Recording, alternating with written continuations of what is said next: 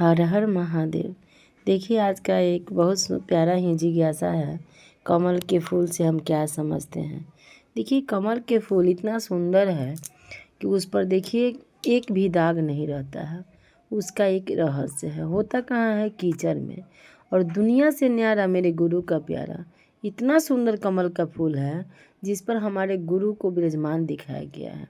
उस पर बाकी भी देवी देवता को कमल का फूल विराजमान दिखाया जाता है। जैसे लक्ष्मी जी को भी कमल का फूल का विराजमान दिखाया जाता है, उस पर वो विराजमान होती हैं।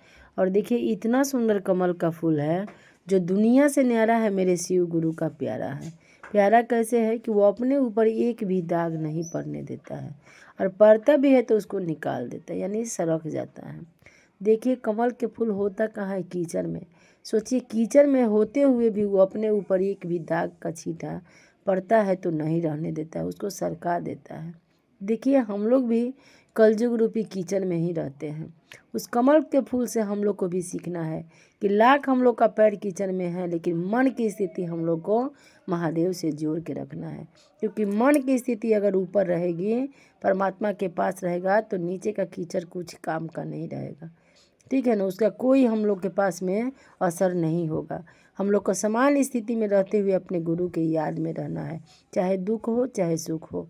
हमें कोई चार बड़ाई भी करे, हम लोग को चार शिकायत भी करे, उसको अपने ऊपर नहीं रखना है, सबको सरका देना है।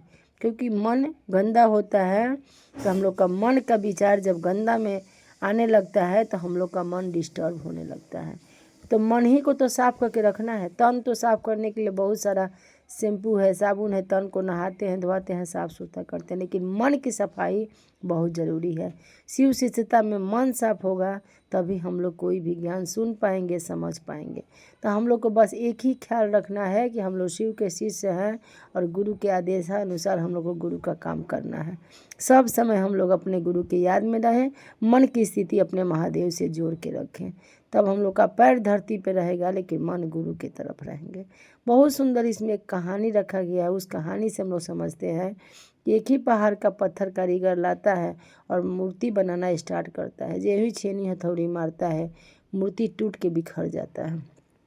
फिर दूसरा पत्थर लेता है, छेनी हथौड़ी मारना शुरू करता है, वो पत्थर नहीं टूटा। उसमें सहन शक्ति था, नाक मुंह कान जो भी था, मूर्ति का स्वरूप का ग्रहण करते गया कारीगर, और मूर्ति बिल्कुल नहीं टूटा वो पत्थर।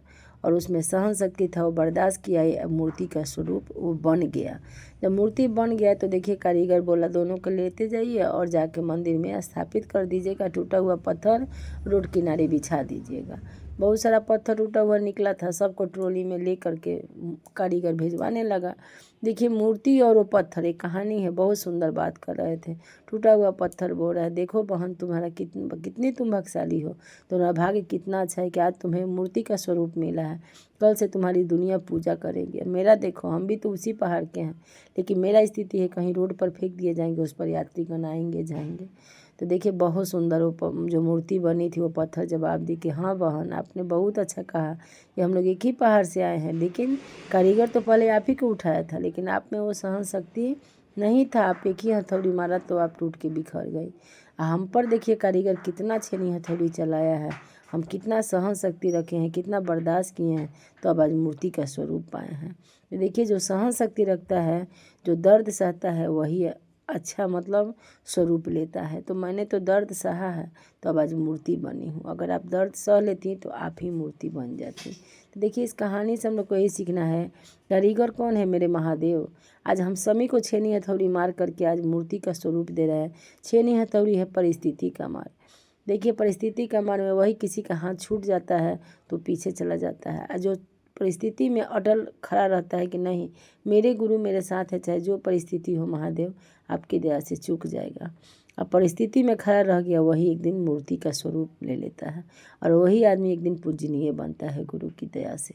तो हम लोग को भी देखिए, छेनी हथौड़ी का मार, परिस्थिति के मार को समझते हुए हम लोग को सहन शक्ति रखना है, एक निष्ठ होकर अपने गुरु के नाम लेते रहना है, गुरु का काम करते रहना है। एक दिन हम लोग भी जीती जागती मूर्ति बन जाएंगे गुरु की दया से। तो हम लोग को यही सीख मिला है कि कारीगर मेरे गुरु आ चुके हैं हम सभी को शिष्य बनाने के लिए। तो एक से एक हम लोग को भी कठिन परिश्रम करना है, और एक एक परिस्थिति को पार करना है, तभी हम लोग एक दिन पूजनीय बनेंगे। इस कहानी से हम लोग को सीख करके अपने जीवन में आगे बढ़ना है, तो हम लोग भी उस कमल के फूल जैसा बन जाएंगे और कमल के फूल पर बैठने की स्थिति हम लोग की भी हो जाएगी। क्योंकि उतना सहन शक्ति उस कमल के फूल में है कि देखिए, उसको कोई चार बड़ाई भी करता है, चार शिकायत भी करता है, कोई असर, यानी कि कोई कीचड़ का दाग पड़ता है वो तुरंत निकाल देता है। हम लोग को भी कोई चार बड़ाई करे, चार शिकायत करे, हम लोग को अपने मन में नहीं उतारना है, दोनों महादेव के पास छोड़ देना है और गुरु की दया लेते हुए आगे निकल जाना है। तब हम लोग की स्थिति एक दिन पूजनीय हो जाएगी। चलिए, इतना कहते हुए आप सभी गुरु भाई बहन को प्रणाम करती हूँ। अपनी वाणी गुरु के चरणों में कुछ क्षण के लिए विराम करती हूँ। हर हर महादेव।